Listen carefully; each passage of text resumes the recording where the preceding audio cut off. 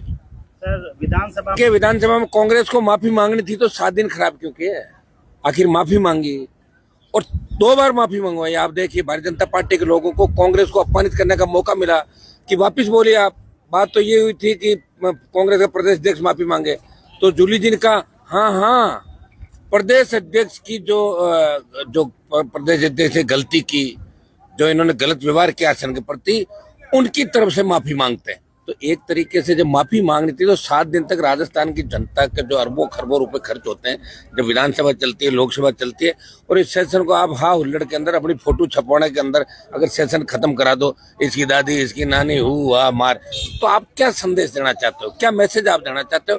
निश्चित रूप से अब ये विधानसभा का जो अब का कार्यकाल है, ये आज तक का सबसे गिरा हुआ विधानसभा का कार्यकाल होगा 5 साल, क्योंकि न तो सत्ता पक्ष के अंदर दमदार लोग है, न कोई अच्छे वक्ता है, और विपक्ष के अंदर जो लोग लीड कर रहे हैं ऐसे नजर आ रहे जैसे कार्टूनिस्ट होता है ना, कार्टून हो गया आपके। कार्टूनिस्ट तो कार्टून बनाता है, लेकिन ये कार्टून है ज्यादातर लोग, जो हाउस के अंदर जिस तरह की हरकतें करते हैं, सुबह कुछ, दोपहर को कुछ और शाम को कुछ। तो राजस्थान की जनता ये नजारा देख रही है।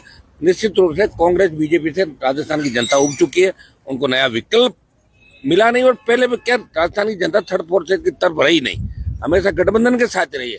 अब राजस्थान की जनता थर्ड फोर्स के साथ रहेगी, और आने वाला जो 28 का चुनाव है उसमें भारतीय जनता पार्टी कांग्रेस जो एक यहाँ व्यवस्था बनी होगी, एक बार कांग्रेस एक बार बीजेपी, इसको छोड़ के राजस्थान का जवान बदलाव करेगा, और दूसरे राज्यों की तर्ज पे यहाँ भी तीसरी ताकत खड़ी होगी राजस्थान के अंदर।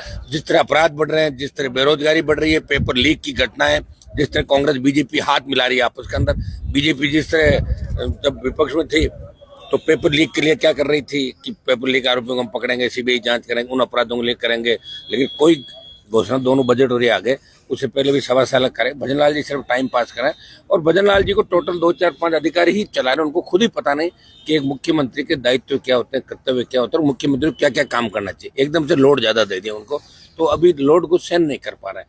तो ये हालात राजस्थान के अंदर बने, इसलिए विपक्ष की सारी लड़ाई हम लोगों को सदन में, हमारे मेंबर नहीं, लोकसभा के अंदर मजबूती की हम लड़ाई लड़ रहे हैं लोकसभा में, और राजस्थान में भी आप देख रहे हैं कि सड़कों पे जो संघर्ष है आरएलपी का हमारा, वो आपसे छुपा नहीं। हर जाति, हर वर्ग और अन्याय के खिलाफ हम लड़ रहे हैं, और न्याय भी दिला रहे लोग। देखिए डॉक्टर साहब उस समय अगर जब हम लगातार डॉक्टर साहब हमने लड़ाई लड़ी राजस्थान के अंदर, हुंकार रैलियों के माध्यम से, वो भी पूरे ईस्टर्न राजस्थान में लगे थे, और एक बहुत बड़ा जलजला राजस्थान के अंदर आया था। लोग कह रहे थे कि घनश्याम जी, किरोड़ीलाल मीणा और हनुमान बेनीवाल मिलकर 70 से ज्यादा सीट लाएंगे।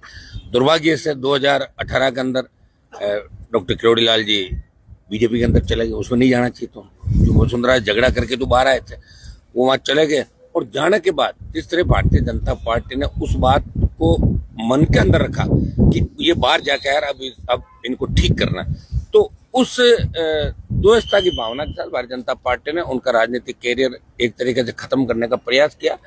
डॉक्टर साहब लड़ने वाले मजबूत राजनेता है, संघर्षशील नेता है। तीसरे मोर्चे की बात की शुरुआत राजस्थान के अंदर करी, हम साथ खूब लड़ाई हमने लड़ी, लेकिन भारतीय जनता पार्टी के अंदर उनको जिस तरह के विभाग दिए, आप विभाग के अंदर भी वो काम नहीं कर पा रहे हैं, उनकी तरफ कोई देखता नहीं, उनके टेलीफोन नहीं उठाते, और जिस तरह 2 साल के अंदर भारतीय जनता पार्टी ने मिलकर उनके भाई को चुनाव हराया, तो कहीं न कहीं उनके मन के अंदर वो पीड़ा है।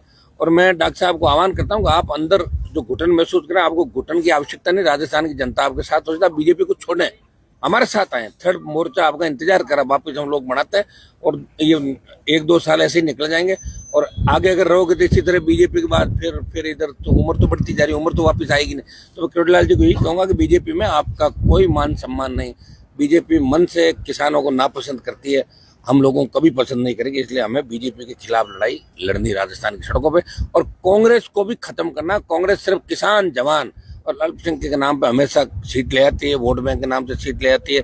इनको पता है वही गहलोत के राज के अंदर जिस तरह खनन माफिया पनपा, वही भजनलाल जी के यहाँ सेट हो गया और वापस सेट। उनका पता है कि एक बार ये परिपाटी बन गई, तो नेता भी ऐसा ही काम करेंगे, ये अपने बच्चों को कामयाब करने के लिए किसी भी हद तक गिर सकता है।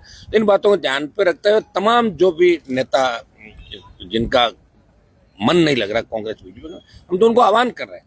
जो नौजवान है, पहली बार के विधायक हम देखते हैं, बढ़ने को बातें कुछ भी करते हैं, वहां जाके प्रणाम करते हुए नजर आते हैं, एक ट्रांसफर के लिए, एक पोस्टिंग के लिए। उनको कहते हैं कि आप राजस्थान को बचाने के निकले, बहुत बड़ा अभियान हम जल्दी छेड़ेंगे, और इस प्रदेश के अंदर कोशिश करेंगे कि लोग मजबूत है, हमारा जो इतिहास है उसको एक बार लोग याद करें कि हम राजस्थान की किस मिट्टी से आते हैं। खाली गीतों में गाने थोड़े होगा। यहाँ अभी मर्दानगी लोगों ने दिखाई नहीं, राजस्थान के लोगों ने। मर्दानगी जब मानी जाएगी जब यहाँ की पार्टी राजस्थान में सत्ता के अंदर आएगी। सर अभी